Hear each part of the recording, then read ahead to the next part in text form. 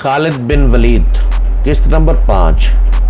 मौरख Waqidi लिखता है कि अरबी जंगजुओं के इस वक्त के रिवाज के मुताबिक एक एक जंगजू के लड़ने का मरहला आया। सबसे पहले कुरैश के परचम बरदार तलहा बिन अबू तलहा ने आगे जाकर मुजाहिदीन इस्लाम को ललकारा, उसके मुकाबले के लिए किसी को आगे भेजो।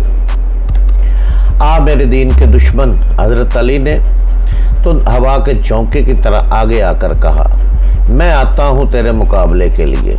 तलहा अपने कबीले का परचम थामे तलवार लहराते हुए बिफरा हुआ आया, मगर इसका वार हवा को चीरता हुआ गुजर गया। वो अभी संभल ही रहा था कि हज़रत अली की तलवार ने उसे ऐसा गहरा जख्म लगाया कि पहले उसका परचम गिरा, फिर वो खुद गिरा। कुरैश का एक आदमी दौड़ा आया और परचम उठाकर पीछे चला गया। अली उसे भी गिरा सकते थे, मगर इनफरादी मुकाबलों में ये रिवाज न था। तलहा को उठाकर पीछे ले आए। उसके ख़ानदान का एक आदमी आगे बढ़ा। मैं इंतकाम लेने का पाबंद हूँ, वो ललकारते आ गया। अली मेरी तलवार की काट देख। हज़रत अली खामोशी से उसके मुकाबले में आ गए। दोनों ने एक दूसरे की आंखों में आंखें डाले, एक चक्कर काटा, फिर इनकी तलवारें और डालें टकराईं और इनके बाद सब ने देखा कि हज़रत अली की तलवार से खून टपक रहा था और उनका मद्दे मुकाबल ज़मीन पर पड़ा तड़प रहा था।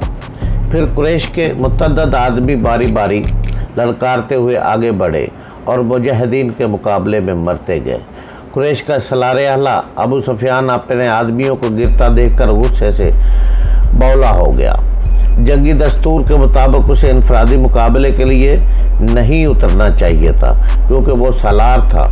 उसके मारे जाने से उसकी फ़ौज में अबतरी फैल सकती थी, लेकिन वो अपने आप पर काबू न रख सका। वो घोड़े पर सवार था। उसने घोड़े को एड़ी लगाई और ललकारता हुआ आगे चला गया।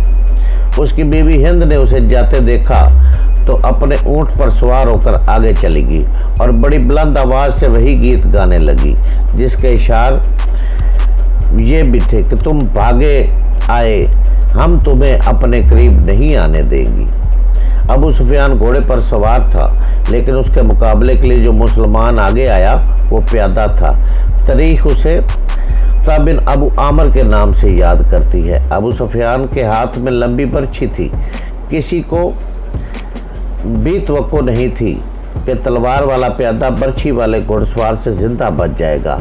अबू सुफियान का घोड़ा सर पर दौड़ता आया और अबू सुफियान ने बर्छी तोल कर फिर ताक कर मारी, लेकिन तलहा फिर फुर्ती से एक तरफ हो गया और इस तरह 3 मरतबा हुआ। तीसरी मरतबा अबू सुफियान का घोड़ा निकल गया तो अतला उसके पीछे दौड़ा।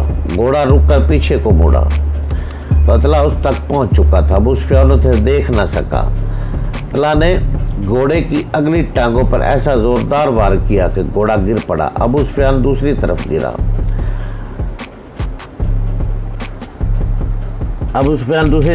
अतला इस तरफ पर हमला करने के लिए आगे बढ़ा था। अबू सुफियान गिरे हुए घोड़े के इर्द गिर्द दौड़कर अपने आप को बचाने लगा और इसके साथ ही उसने कुरैश को मदद के लिए बुलाया। कुरैश का एक प्यादा दौड़ आया। मुसलमान इस गलतफहमी में रहे कि ये आदमी अबू सुफियान को अपने साथ ले जाएगा, लेकिन उसने बेअसूली का मुजाहरा किया। पीछे से ज़ला पर वार करके उसे शहीद कर दिया। अबू सुफियान अपनी सफ़ों में भाग गया। आखिरी मुकाबले के लिए कुरैश की तरफ से अब्दुर्रहमान बिन अबू बकर आया। मौरख वाकदी ने यह वाक़या इस तरह बयान किया कि अब्दुर्रहमान बिन अबू बकर की ललकार पर उनके वालिद हज़रत अबू बकर, जो इस्लाम कबूल करके रसूल अल्लाह के साथ थे, तलवार निकाल कर अपने बेटे के मुकाबले के लिए निकले। आगे आप मुसलमान बाप के काफर फरजंद हज़रत अबू बकर ने ललकार कर कहा।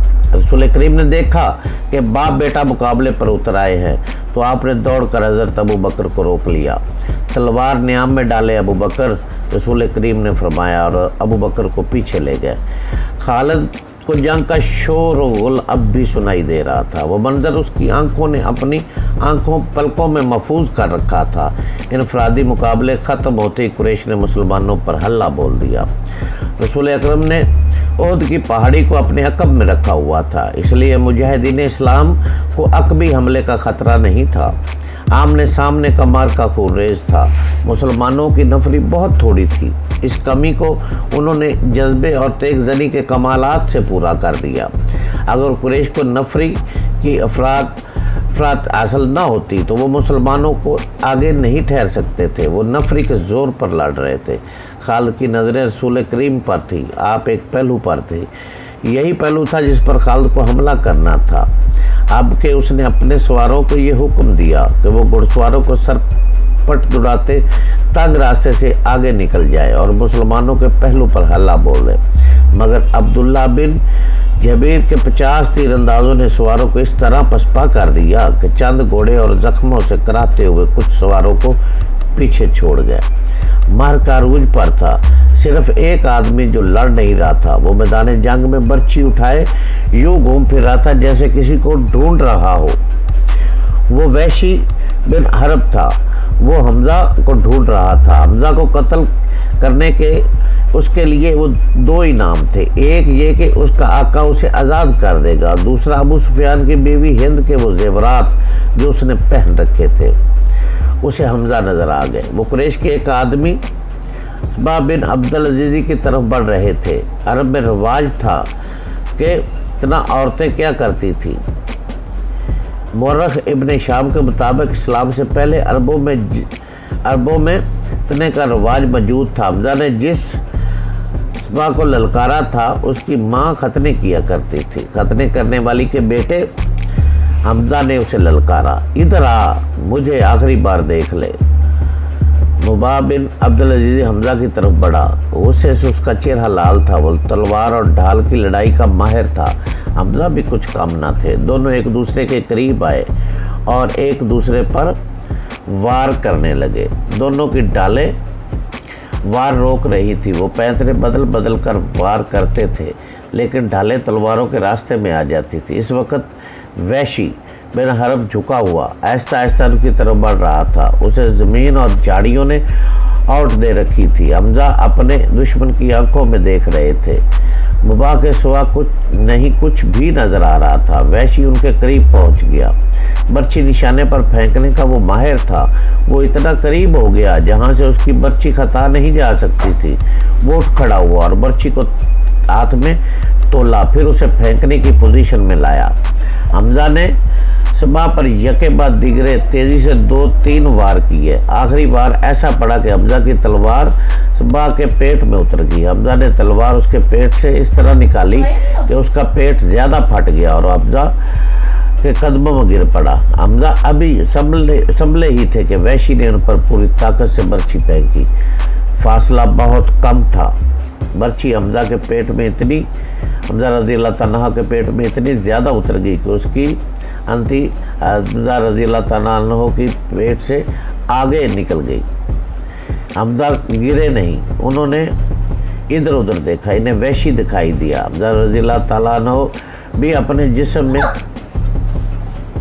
उन्होंने इधर उधर देखा, इन्हें वैशी दिखाई दिया। हमजा बर्छी अपने जिस्म में लिए हुए वैशी की तरफ बढ़े। वैशी जहाँ खड़ा था वहीं खड़ा रहा। हमजा रज़ियल्लाहु तआला अन्हु 4-5 कदम चलकर गिर पड़े। वैशी उनके जिस्म को हिलता जुलता देखता रहा। जब जिस्म की हरकत बंद हो गई तो वैशी उनके तक आया। वो शहीद हो चुके थे। वैशी ने उनके जिस्म से बर्छी निकाल ली और चला गया। अब वो हिंद और अपने आका जबा बिन को ढूंढने निकल लगा। खालिद को मार्का याद आ रहा था।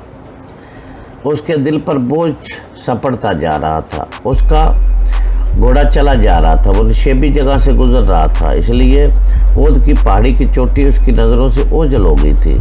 उसे अपने कबीले की औरतें याद आई जो कुरैश और उनके इत्तेहादी कबाइल को जोश दिला रही थी।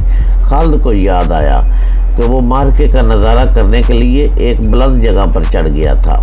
उसे मुसलमान औरतें नजर आई। मुसलमान अपने जिन जख्मियों को पीछे लाते थे, इन्हें औरतें संभाल लेती थी, इनकी मरहम पट्टी करती और इन्हें पानी पिलाती थी।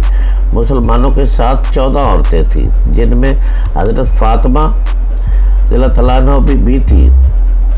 फिर یوں ہوا کہ قلیل تعداد مجاہدین کو کثیر تعداد کفار پر غالب آ گئے۔ قریش کا پرچم بردار تو کسی اور نے پرچم اٹھا لیا، وہ بھی گرا تو پرچم کئی بار گرا، آخر میں ایک غلام نے پرچم اٹھا کر اونچا کیا لیکن وہ بھی مارا گیا۔ پھر مسلمانوں نے قریش کو پرچم اٹھانے کی مہلت نہ دی، قریش کے جذبے جواب دے گئے۔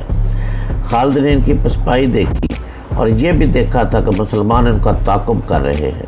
قریش اپنے کیمپ میں بھی نہ ٹھہرے، اپنا مال و اسباب چھوڑ کر افراتفری کے عالم میں بھاگ گئے۔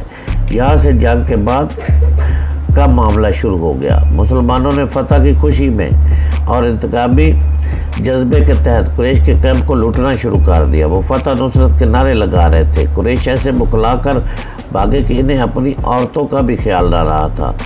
وہ بھاگی جا رہی تھی لیکن مسلمانوں نے ان کی طرف آنکھ اٹھا کر بھی نہ دیکھا تھا۔ قریش کے گھوڑ سواروں کے ایک دستے کا کمانڈر کرما اور دوسرے کا خالد تھا۔ انہوں نے مسلمانوں کے پہلوؤں پر حملے کرنے تھے مگر جنگ کا پاسا بری طرح پلٹ گیا تھا۔ کرما اور خالد نے پھر بھی اپنے سواروں کو وہی رکھا جہاں انہیں تیاری کی حالت میں کھڑا کیا گیا تھا۔ خالد کو اس کیفیت میں بھی توقع تھی کہ وہ شکست کو فتح میں بدل دے گا، لیکن جس راستے سے اسے گزرنا تھا وہاں مسلمان تیر انداز تیار کھڑے تھے۔ ان مسلمان تیر اندازوں نے اپنی بلند پوزیشن سے دیکھا کہ قریش بھاگ گئے ہیں اور ان کے ساتھی لوٹ مار کر رہے ہیں تو وہ مال غنیمت کے لالچ میں اپنی جگہ چھوڑنے لگے۔ ان کے کمانڈر عبداللہ بن جبیر نے انہیں کہا کہ اپنے رسول کی حکم عدولی نہ کرو، آپ کا حکم ہے کہ آپ کی اجازت کے بغیر یہاں سے کوئی نہ ہٹے، جنگ ختم ہو گئی ہے۔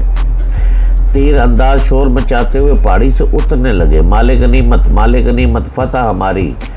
عبداللہ بن جبر کے ساتھ صرف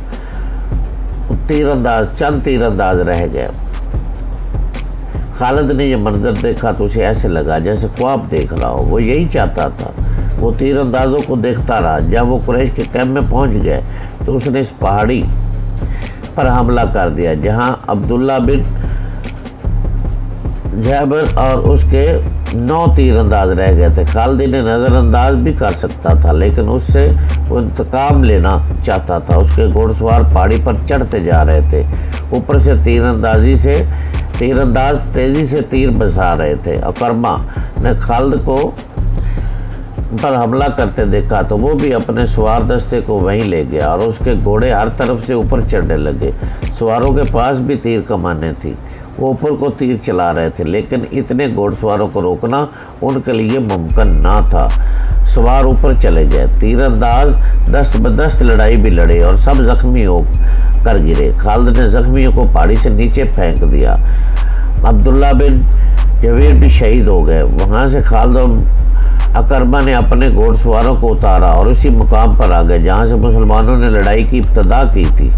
خالد کے حکم پر دونوں نے مل کر مسلمانوں پر حملہ کر دیا۔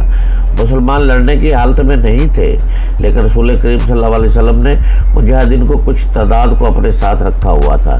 یہ مجاہدین گھوڑ سواروں کے مقابلے میں ڈٹ گئے۔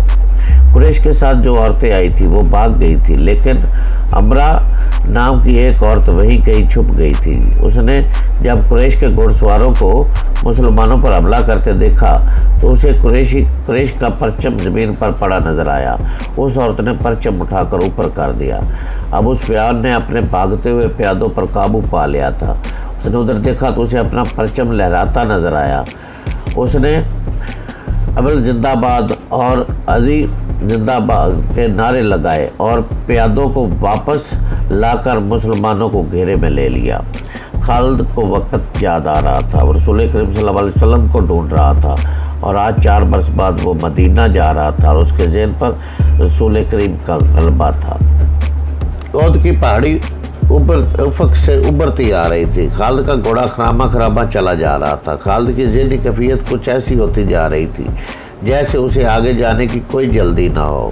وہ کبھی لگام کو جھٹکا دیتا جیسے اسے بہت جلدی پہنچنا، اور جس منزل کو وہ جا رہا تھا وہ منزل ابھی اسے پوری طرح واضح نہیں ہوئی تھی۔ کبھی اسے یوں لگتا جیسے ایک مقناطیسی قوت ہے جو اسے آگے ہی آگے کو کھینچ رہی ہے اور کبھی محسوس کرتا ہے جیسے اس کے اندر سے اٹھتی ہوئی ایک قوت اسے پیچھے دھکیل رہی ہے۔ خالد اسے ایک آواز سنائی دی جو اس کے اندر سے اٹھی تھی، لیکن اسے حقیقی سمجھ کر اس نے گھوڑے کی باگ کھینچی اور آگے پیچھے دیکھا۔ وہاں ریت کے سوا کچھ نہ تھا، لیکن آواز آ رہی تھی۔ خالد کیا یہ سچ ہے جو میں نے سنا ہے؟ خالد نے اس آواز کو پہچان لیا ہے، یہ اس کے ساتھی کرما کی آواز تھی۔ ایک ہی روز پہلے کرما اسے کہہ رہا تھا